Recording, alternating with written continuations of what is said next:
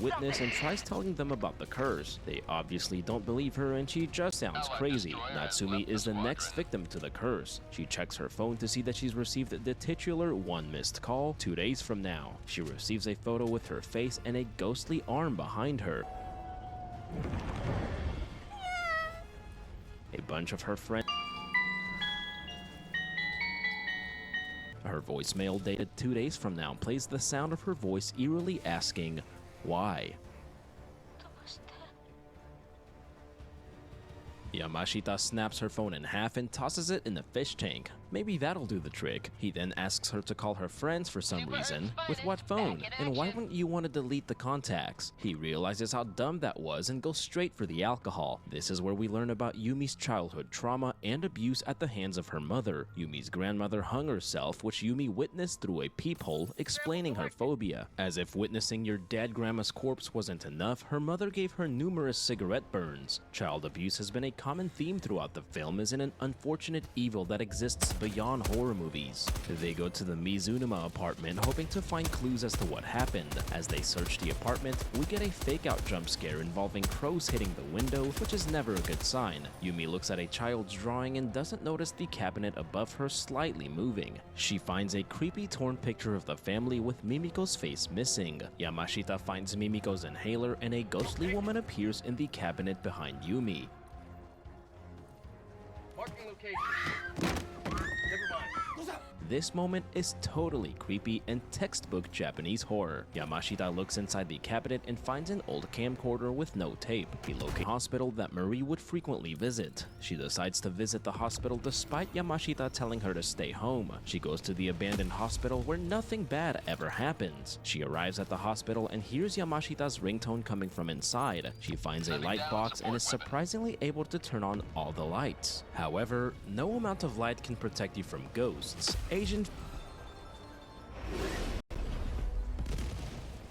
She peeks behind the curtain and sees her cell phone covered in maggots while receiving a call from herself. The lights suddenly go out and long black hair slowly descends from the ceiling. Attack underway.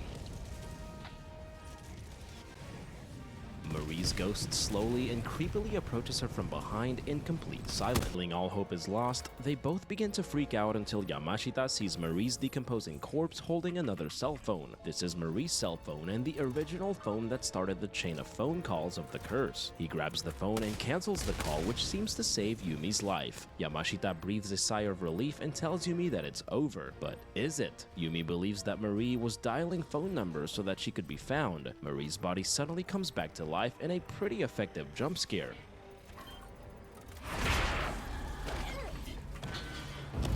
Yamashita pulls Yumi back and swings at Marie with the axe, which seems to have little effect. Mission is progressing. Gone for the head. Tagging man.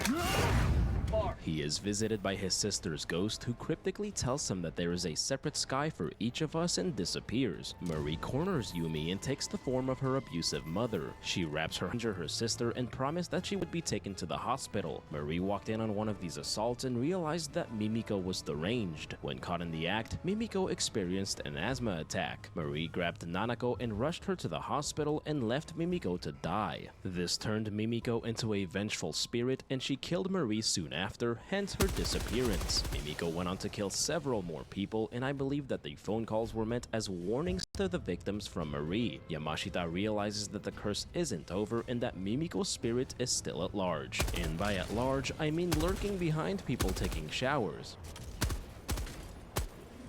Mission at 20 minutes remaining. Orbital strike incoming.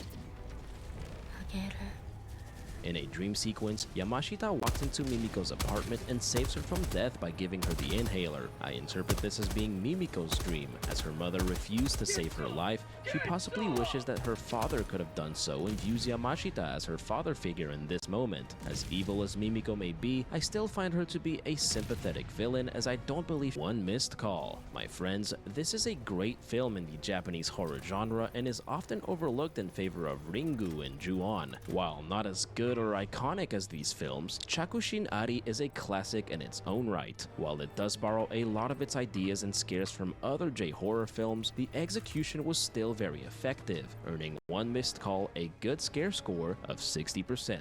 The scariest scene in the film is when Yumi is being stalked in the hospital by Marie's ghost. There is just something about ghostly Asian women with long black hair silently lurking about that will never cease to turn my dreams into nightmares. But as always, I hope you all enjoyed the video. Thank you all for tuning in, and I cannot wait to see y'all right back here in the horror mine. Y'all stick around.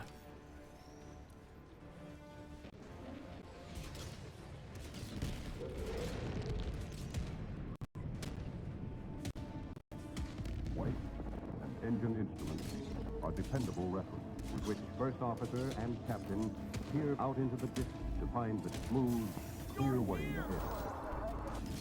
August 31st, 1988. An airplane sits motionless at the Dallas-Fort Worth airport as passengers begin to slowly take their seats. 78 people in total were scheduled to fly that day, with the craft being piloted by Captain Larry Davis, First Officer Kerry Kirkland, and flight engineer Stephen Judd, a crew that boasted an impressive